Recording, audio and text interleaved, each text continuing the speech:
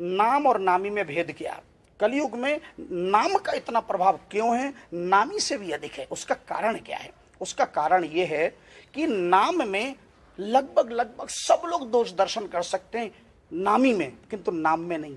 नामी को किसी ने नहीं छोड़ा, भगवान श्री राम को किसने छोड़ा? उस धोबी तक ने भी दोष दर्शन किया है। वर्णन है कि नारद भव विरंच सनकादि जे मुनि नायक आत्मवादी।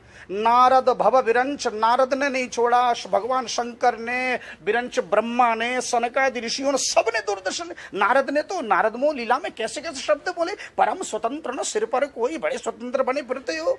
और भगवान शंकर भी, भगवान शंकर ने भी तो मोहिनी रूप में अवतार में भगवान पर आसक्त हो गए थे। और विरंच ब्रह्मा जी ने तो ब्रजवासियों का अपहरण कर लिया था, बताइए कितना दोष दर्शन किया। और सनकादि ऋषि भी जय और विजय को श्राप दिए। तो ऐसा कौन है जिसने भगवान में दोष दर्शन न किया हो, भगवान के प्रति अश्रद्धा न आ गया हो? सुगम अगमो नाना चरितो सुनी मुनि मन भ्रम होय। मानस में लिखा है कि सुगम अगम नाना चरित, जितने भी आगम निगम में जितने भी वर्णन है उसमें सुनी मुनि मन भ्रम हुए, बड़े बड़े ऋषि मुनियों ने भी सुनकर भ्रम हुए, लेकिन नाम के प्रति किसी का भ्रम हुआ हो?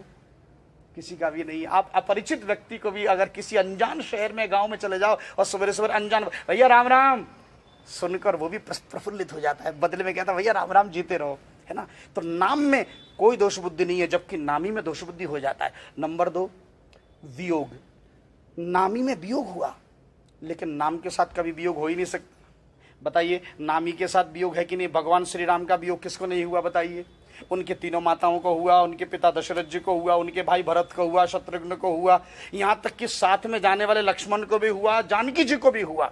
1 वर्ष तक जानकी जी दूर रही, लक्ष्मण जी भी थोड़ी देर के लिए शक्ति जब लगे तो भगवान राम से दूर रहे। तो यानी भगवान श्री राम का विरह सबको हुआ, लेकिन नाम का विरह, राम नाम का विरह कभी हो ही नहीं सकता, कभी नहीं हो सकता। तो एक तो ये अंतर है कि वियोग नहीं होता। और नंबर 3, भगवान स्वयं भी अगर पार होते हैं तो उनको साधन चाहिए। याद कीजिए, गंगा पार होने के लिए केवट से नाव मांगी थी, और समुद्र पार करने के लिए भी उन्होंने नल और नील के द्वारा राम सेतु का निर्माण कराया। किंतु नाम जासु नाम सुमिरत एक बारा, उतरहि नर भव सिंधु अपारा। जासु नाम सुमिरत एक बारा, एक बार जिसका नाम लेने मात्र से भवसागर पार हो जाए तो उतरहि नर भव सिंधु अपारा। तो नाम में इतनी शक्ति कि नामी को भी पार होने के लिए राम सेतु का सहारा। लेकिन जिस हनुमंत लाल ने केवल नाम का आश्रय लिया, उन्हें किसी पुल फुल बनाने की आवश्यकता नहीं पड़ी, है ना। और नंबर अंतिम है, नामी ठेका ले न ले पर नाम ठेका लेता है। भगवत गीता 9:22, अनन्याश्चिंतयन्तो मामे जना पर्युपासते तेषां नित्याभियुक्ता नाम योगक्षेमं वहाम्यहम्। देखिए भगवान श्री कृष्ण भागवत में अपने पिता हुए कर्मणा जायते जंतु कर्मणि विलीयते, कर्म का सिद्धांत है, जैसा कर्म करोगे वैसा मिलेगा।